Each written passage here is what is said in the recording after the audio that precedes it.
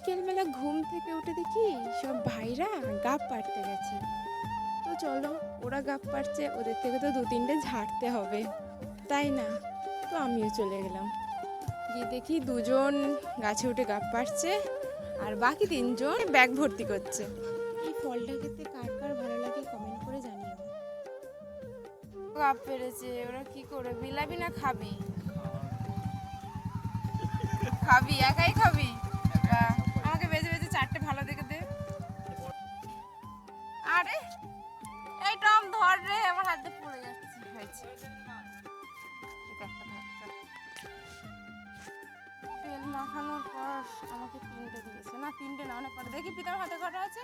4টে, 7টা দিয়েছে, 8টা ফ্রিতে ফ্রিতে 8টা গাব পেয়ে গেছে। তো গাবটা দেখতে ঠিক হাই হাই হাই বল না, এরকম হয়, দানা থাকে আর বেশ মিষ্টি মিষ্টি খেতে।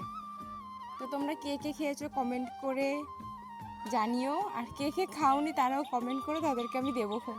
এই গাছটা প্রচুর পরিমাণে গাব হয়েছে, প্রচুর। 2-3 বছর ধরে তো ফলই ছিল, মানে ফলগুলো পাকে নেই, এই বছরে প্রচুর পরিমাণে পেকেছে।